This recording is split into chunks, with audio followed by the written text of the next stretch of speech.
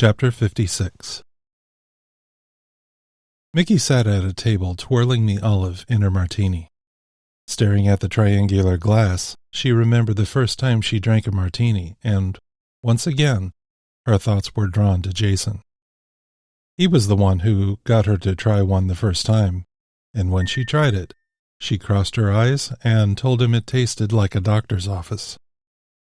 He then told her to order it dirty, and when she did, it was all over. She loved them from that day forward. Sitting alone at Karen's wedding, Mickey did her best to keep a smile on her face. Since the day those men came and told her Jason had been killed, Mickey was simply a shell of her former self. Sure, there was a part of her that kept trying to believe it wasn't possible Jason was dead, that there must have been some kind of mistake. But she knew it was just the phantom pains of having such an important part of you cut off. Mickey had religiously avoided anything that would even remotely remind her of love and marriage. Having lost her soul the day Jason died, she couldn't bear being in the company of people who were so happy to have their mate with them. She knew she would be a downer to most parties, so she usually opted to not go. In this case, that wasn't an option. Karen had been absolutely essential to Mickey not losing her mind after Jason died, so she owed it to Karen to be there for her friend on her happy day. Thinking back to the early days after the death notification, Mickey couldn't actually remember any of it. It was a really good thing Karen was there, because someone had to look after Jace. Mickey knew she wasn't able to be a fit mother. Karen and her new husband were talking with a group of people who were all laughing and having a good time. Karen was just stunning in her wedding dress. While the lacy dress was very form-fitting in the middle, it was designed to come up to the neck in the front, but was backless. A single strand of diamond-like stones hung down from the neck collar to the small of Karen's back. The dress gracefully flared out as it reached the floor. There were long sleeves which worked well with the lacy vest she had initially worn. Mickey was appreciating how pretty her friend looked when Karen looked over, and the two women locked eyes. The entire evening, really the entire day of her own wedding, Karen kept a hawk eye on Mickey, making sure Mickey was there for everything that happened. It was Karen's way of keeping tabs on her. That's what made her such a good friend. Karen had married a man of East Indian heritage, so the outfits of the men and women from her husband's side of the family were stunning. Appreciating all the colors of the outfits and the amazing jewelry the ladies wore was a temporary distraction for Mickey. It gave her the chance to temporarily pay attention to something other than the thousands of pieces of her own heart which had shattered. For a few precious moments, she could actually say she was having a good time. It was only temporary, though. All too quickly, the memories would flood and crash back in. From across the reception room, Karen smiled at her friend, winked, and blew a kiss at Mickey. Smiling, she blew a kiss back at Mickey, though Mickey had a feeling inside like her body was just tired. That's it, thought Mickey. I'm just exhausted. What was it Jason used to say? Oh, that's right. I've got that deep-down body tired. It made sense, really. Mickey hadn't spent much time sleeping lately, since bed represented pain. The spontaneity of their private life together was something she had cherished, and it was something she missed terribly. The dreams she seemed to have nightly didn't help either. Jason played a central role in most of them. It was torturous seeing him in her dreams, then realizing fresh and new every day that he was gone. She had taken a leave of absence from work since the accident, and in those 2 months, Mickey had not only relied on Karen being there every step of the way, but she had also hung on to her son as close as possible. Sometimes she would quietly sit in his room and watch Jace sleep, as if somehow she needed to know he wasn't going to disappear the same way Jason had. As the evening wore on, it came time for Karen and her new husband to leave the party and go off on their honeymoon. A big part of Karen felt tremendously guilty for leaving Mickey, but she was astute enough to know any attempt to forestall the honeymoon would meet with Mickey's instant and very strenuous displeasure. It didn't change how she felt, though. Karen almost wished she could take Mickey with her so she could keep an eye on her. Almost. Going home that night, Mickey picked up Jace from his friend's house and took him out for ice cream. Jace had a hard time with the loss of his father, too, but it was difficult for Mickey to tell how good or how bad he was taking it. She had a feeling he was being a little trooper to be strong for his mom. If so, she'd have to start thinking about how to handle that. She knew burying his feelings wouldn't be healthy for the little guy, so maybe some counseling would be a good idea for him. Maybe for her, too. When they got home that evening, it was the first night Mickey was alone in 2 months. For a while, she just laid in bed staring at the ceiling. Finally, she got up, flipped on the TV in the living room, and stared mindlessly at the screen until she eventually nodded off. Waking with a start, 3 things immediately came to her consciousness. First, the TV was off. Second, her son was curled up next to her on the couch, asleep with his head in her lap. Third, the reason she had been awakened occurred again. A rather loud and distinct knock was coming from the door. The knocker seemed insistent, and as much as she wanted to ignore it, Mickey carefully moved away from her slumbering son and went to the front door in all her just-woken-up glory. The man at the door seemed to be a courier, but wasn't the same kind of delivery man you normally see running around the neighborhood. He was from of those more obscure companies and had an envelope in his hand. "I have a delivery for a Mrs. Michaela Marsalis," he said. "That's me," replied Mickey.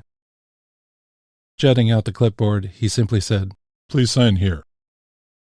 Mickey signed, and the man handed her the typically sized letter carrier envelope for an overnight company. As she closed the door, Mickey looked at the envelope, and while she recognized the "to" name and address, the "from" was one she didn't recognize. It had the words Waldau Vertrauen der Schweiz, which looked like German to Mickey, and below it were the words Switzerland and Airmail.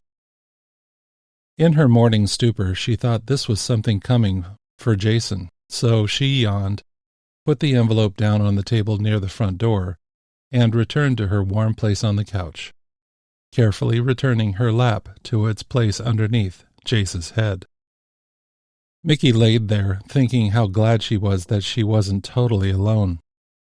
Jace was a little boy. He was her son, and he was a tangible remnant of her late husband she could still hold on to. As she thought more about Jason, she eagerly returned to her dreams, hoping to see him once again. Biology being what it is, a couple of hours later Mickey had to get up from the couch to take care of nature. By this time, Jace had also awakened and was quietly watching cartoons in his room. Passing by, she looked in. "Good morning, my precious son," greeted Mickey. Jace turned and smiled. "Good morning, my beautiful mother." It was apparent Jace was taking on some of the verbal mannerisms of Mickey, which she loved. It was a supreme form of flattery. As she stood there looking at the screen alongside her son, it occurred to her that while this little event wasn't significant in the grand scheme of things, sometimes small things have a big effect. That little greeting from her son made her realize she was going to be all right after all. Her heart hurt, for sure, but the feelings of the early days, how she just wouldn't be able to go on, how she wished her heart would stop beating. Those days were starting to fade into the distance. By far, Jason was still the only one she ever wanted to have in her life.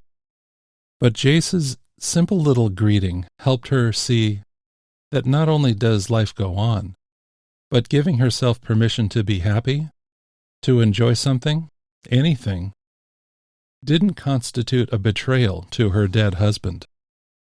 As she was leaving Jace's room and walking to the bathroom, she realized that although her conscious mind wasn't articulating the thought, her subconscious mind was telling her that she was supposed to be completely miserable.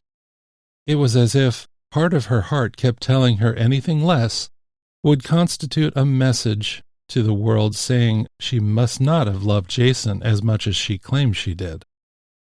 Once those thoughts rose to the surface, her conscious and reasoning mind dissected the idea and, as she was washing her hands, arrived at the conclusion that this line of reasoning was a complete load of balderdash. Thinking more about it while making breakfast for the two of them, she began contemplating what Jason would probably think, and what he would say about her continued happiness. Once again, the conclusion was clear. Not only did she love Jason, but one thing she knew beyond any shadow of a doubt was that he loved her. He always looked out for the best for her, and if there was one thing she knew, it was that, ultimately, Jason would want her and Jace to be happy, no matter what. In a significant way, this whole idea was rather freeing to Mickey. It didn't lessen the pain of being without her right arm, which is the way she felt without Jason. But at least the feeling of being in a prison of misery with no chance of getting out was lessening. She was in a place now where she could give herself permission to enjoy some things. "Breakfast is ready," Mickey called out towards the hallway. "Okay," was the distant response. Sitting at the table and enjoying breakfast, the two of them began chatting about plans for the day. "So, my son, what would you like to do today?" asked Mickey. "I don't know. What would you like to do?" replied Jace. Drawing a comparison between this response from her son and his typical response to the same question before Jason had died, Mickey could see Jace was being the little trooper she had been wondering about last night. He was just trying to be there for his mom at the expense of being a kid. Or maybe it was him needing to be with his one remaining parent. Knowing that Jace was the kind of kid who didn't need the newest of toys to be happy, who preferred spending time outside, she replied, "I tell you what, why don't we go to the zoo today?" "Really?"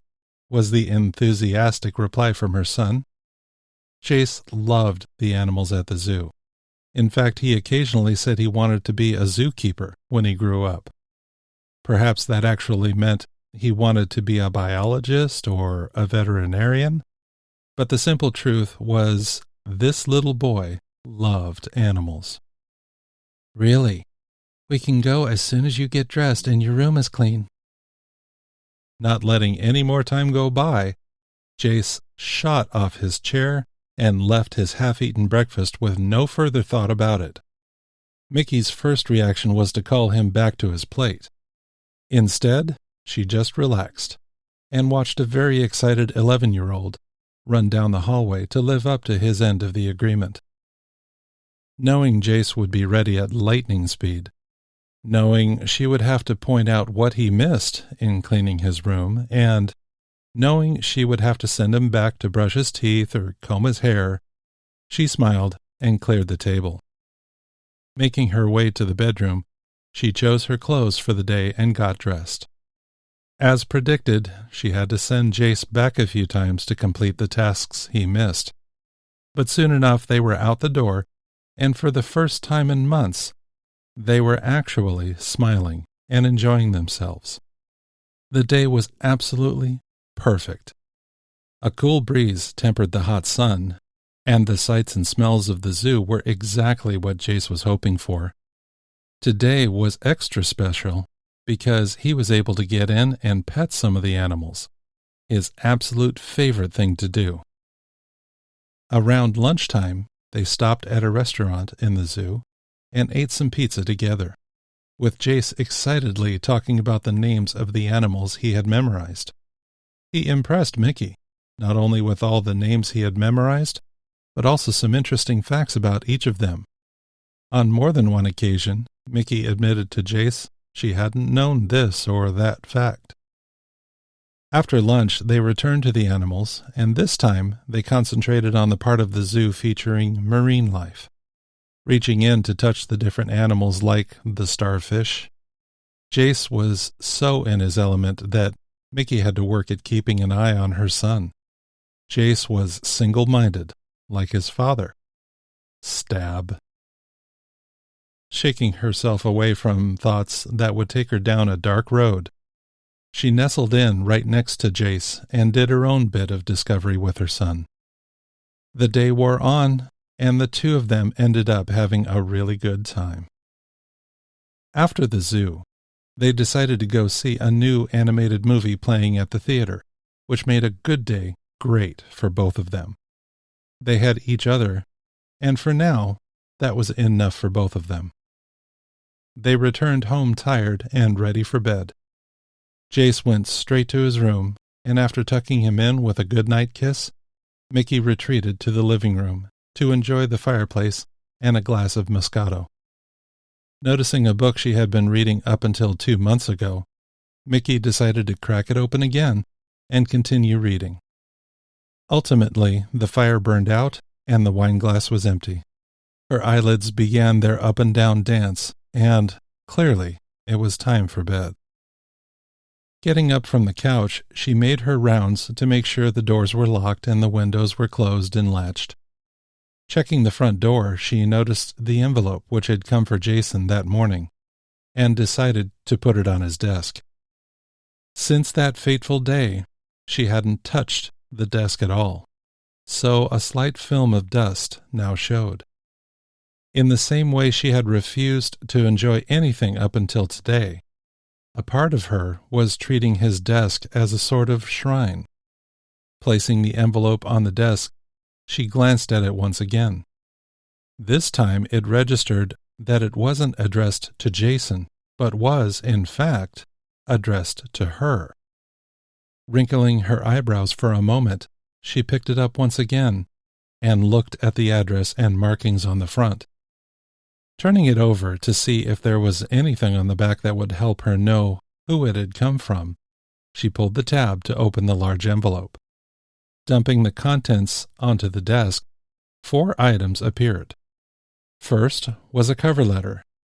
Second, a sealed envelope labeled "To Mickey." Third, a sealed envelope labeled "To Mickey, open this second."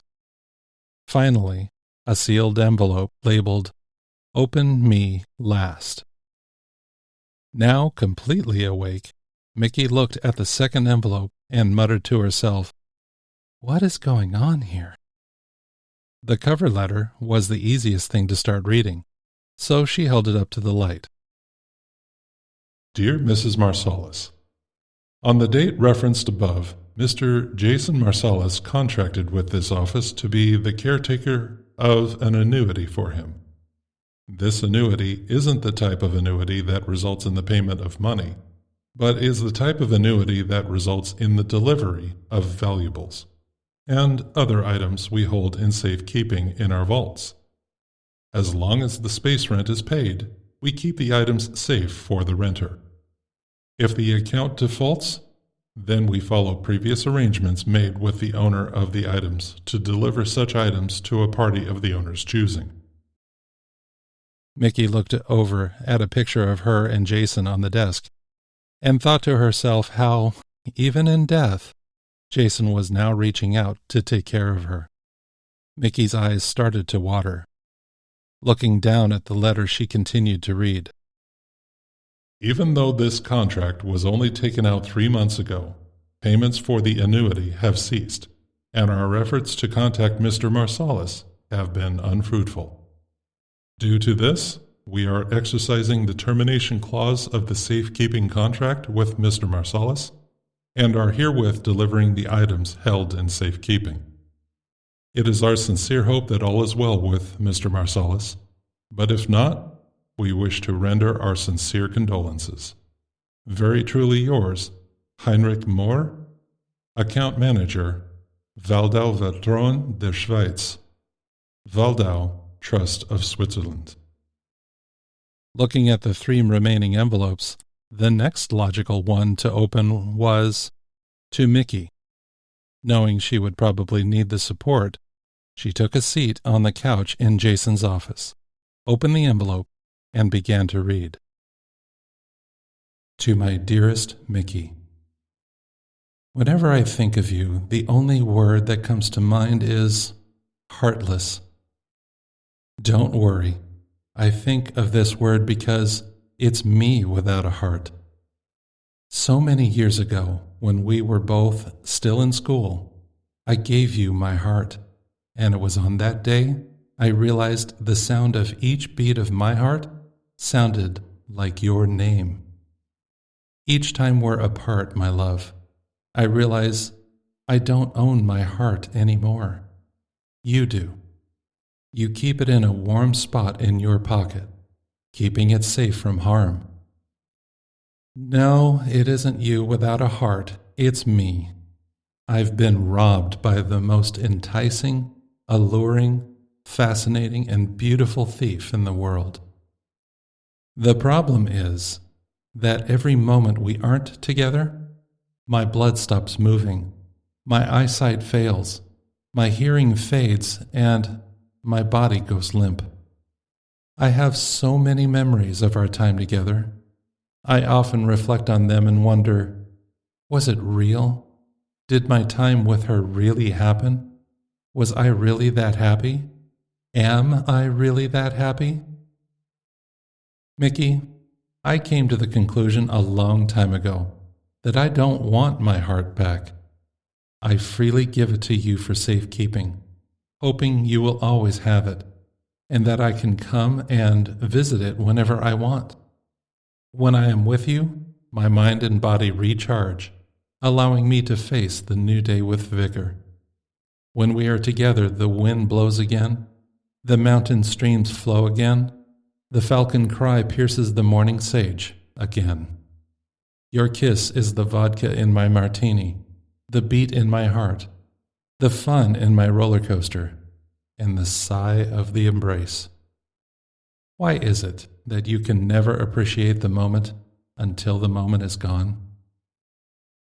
If you are reading this letter, I fear that something has gone terribly wrong. I may not be the first to do so, but may I tell you how utterly devastated I am to think you are dealing with the pain of not having me there to hold you. Loving you is the best thing that ever happened to me. Each night when we went to bed and I would spoon up behind you and tell you this was the best part of the day, I truly meant it. Knowing you now have to go to bed without me is a heartbreaking thought, one that I have to rescue myself from before I get too depressed. If there is one thing I want you to know, it is that I want you to be happy. I know it is silly to think you should be happy after just losing me like you apparently have. The thing is, life goes on, my love. Hopefully, you still have Jason in your life, and he will continue to be a source of happiness to you for sure. But eventually, there will come a time when you will need to have the touch and love of a man in your life. Do not be the kind of widow who stays alone for the rest of her life out of some sense of duty to her loved one. As much as I love you, and as much as I relish that you are all mine, it is that same love which makes me wish for you to be happy in the arms of another man, should the opportunity arise. Please know that while I am with you, you are mine alone, and I am yours alone. But, as Mr. Shakespeare said, should I happen to shuffle off this mortal coil, I wish you love. I wish you happiness. Please tell my son that I love him more than life itself. When he is older, and when he would understand, you have my permission to show him this letter. I love you, Mickey, now and for all eternity. I hope in some way the contents of the other envelope will help you know how much I do love you. Your husband, Jason. Needless to say, Mickey was a complete mess by the time she finished the letter. Tears were streaming, her nose was running, and the mascara had morphed Mickey into a rather scary-looking creature. Putting down the letter, she made her way to the bathroom to clean up, coming back to the office armed with several more tissues and even a towel if needed. Mickey read the letter from Jason again. Through the tears, it felt strange to Mickey how this letter evoked such heavy emotions. Yet, at the same time, it felt like he was there in the room, talking to her. Reading it a third time, she almost felt like he was holding her in his arms again. It was painful, but it was a good feeling at the same time. Holding the letter with her hands in her lap, Mickey looked out the windows into the night sky. A crescent moon looked back at her, and, for a few minutes, she could hear Jason telling her to feel the moment. She sat with her eyes closed and envisioned her man holding her face with both hands and coming in for a kiss. She could feel his mouth again. To her, he was alive. To her, he never left. Reaching for the towel to dab away the streaks of tears, she opened her eyes and looked down at her lap. She contemplated reading the letter again, but then her eyes strayed to the couch next to her where the other two envelopes lay. Picking up both of them, she read the outsides. She opened the "To Mickey," opened this second envelope, and read the note inside. To my dearest Mickey, by this time you have already read my other letter, so you know how much I love you, and how much I wish I could be with you. If you are reading this letter, then something has gone wrong with an experiment I was working on in my office. I can't tell you about the experiment, but what I can tell you is I am suspicious of someone. I ask you to please seek out a woman by the name of Terry Lindstrom at the address shown below. She doesn't know I have sent you this letter, but she most certainly will know more information than what you have probably been told about me and why I am not with you anymore. Please seek her out using the resources I have included in the last envelope. Finally, it is absolutely critical that you bring her the remaining sheets I have included with this envelope. When you do this, Terry will know what to do next. In closing, my love, please be assured that I love you, and regardless of whether we are together or apart, I will always be with you. Your loving husband, Jason. Mickey looked at the next few sheets. All that was written on them was more Greek. Finally, she opened the third envelope and looked at the contents. It was a bank draft for $2.5 million, payable to Mickey Marsalis. Hey, fellow Galimarians, this is Dan Adrian, and I just wanted to say thank you for listening to my book. If you can, please click like down below because it really helps me bring these videos to you and lets me know what you like. Also, if you haven't already, please subscribe and click on the bell so that you'll get notified when I release more chapters.